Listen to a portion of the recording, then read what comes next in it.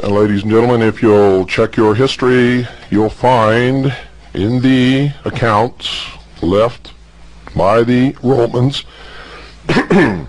as they sent their legions up into Europe to conquer the Celts, the Picts, the Gauls, and the Germanic tribes, they describe very clearly what they found there. And what they found, ladies and gentlemen, was nothing that even remotely could ever be misinterpreted as any remnant of any of the tribes of Israel.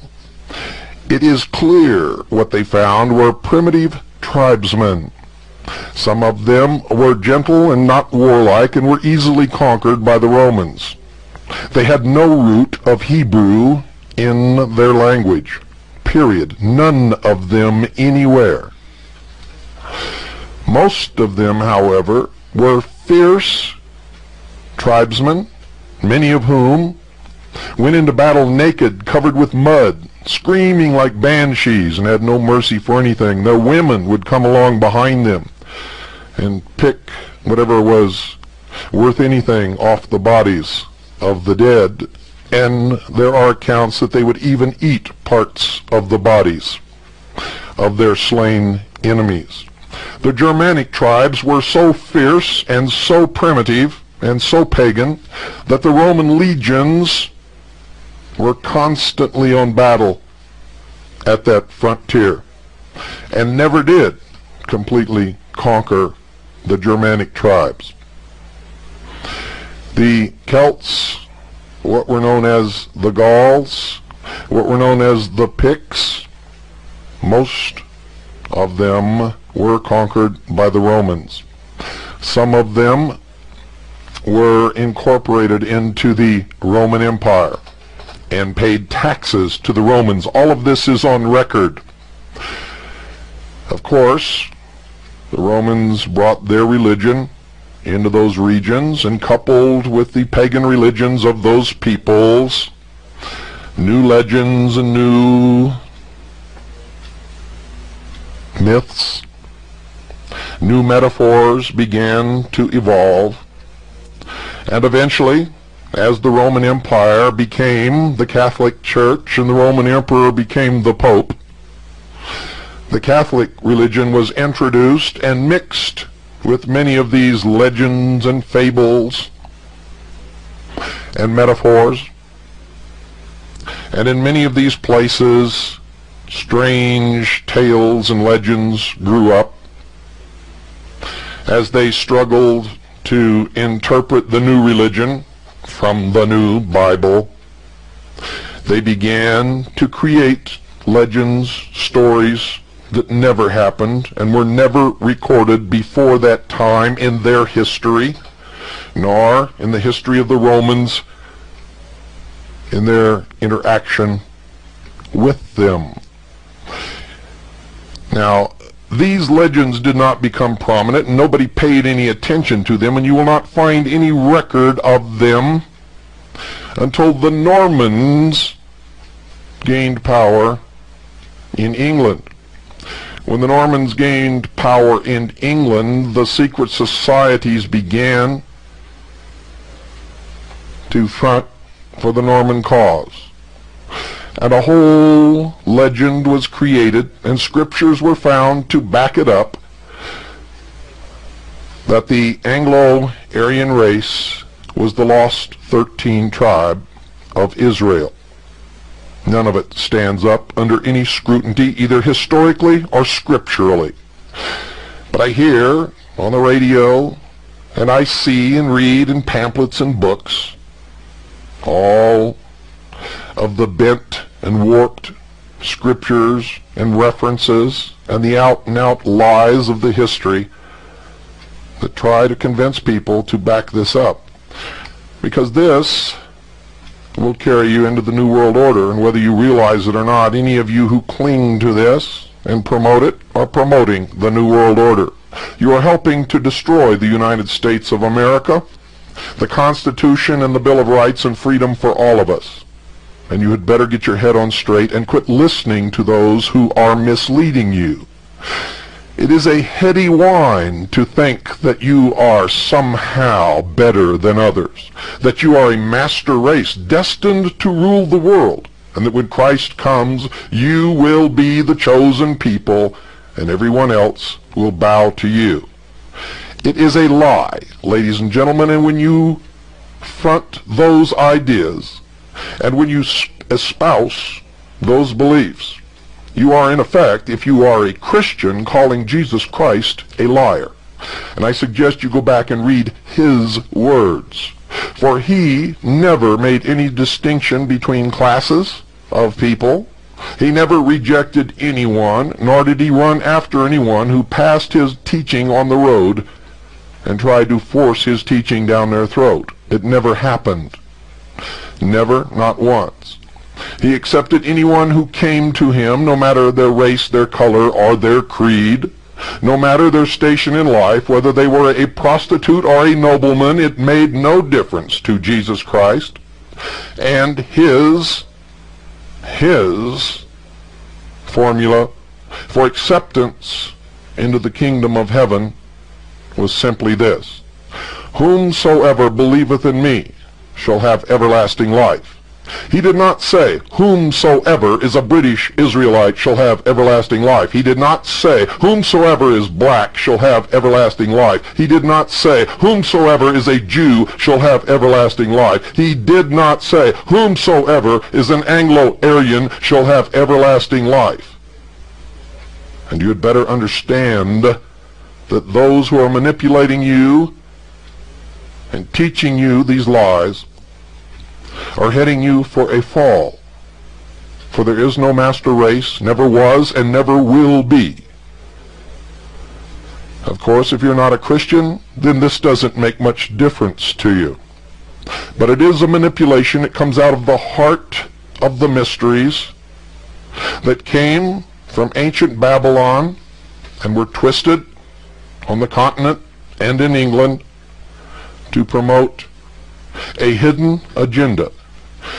And I quote, ladies and gentlemen, from the book entitled The Teachings of the Masters, written by Reverend Dr. R. Swinburne Clymer, who was the Director General of the Church of Illumination, the Supreme Grand Master of the International Confederation of Initiates of the OTO, of the Golden Dawn, of Freemasonry, of the Knights of Malta and the Knights Templar, the Supreme Grand Master of the merged occult fraternities comprising the priesthood of Ith, the Rosacrucian order, the secret schools, the Hermetic Brotherhood, Fraternitas Rosacruces, the Temple of the Rosy Cross, the Order of the Magi, Sons of Isis and Osiris, Illuminati Americani, which translated means the American Illuminati. And this book was published by the Philosophical Publishing Company of Beverly Hall, Quakertown, Pennsylvania in 1952. The source of this information is from the 68th Convocation of the Rose Cross Order, to which all of the high-ranking members of the various orders and fraternities of what is known by the Brotherhood as the Illuminati or the Brotherhood of Man, internationally as the International, in 1916 at Beverly Hall. And I quote verbatim, and you had better listen, because this is the source of your teachings. And it will be the hard core of the New World religion. It is already pervasive in the New Age movement, and it is very easily checked.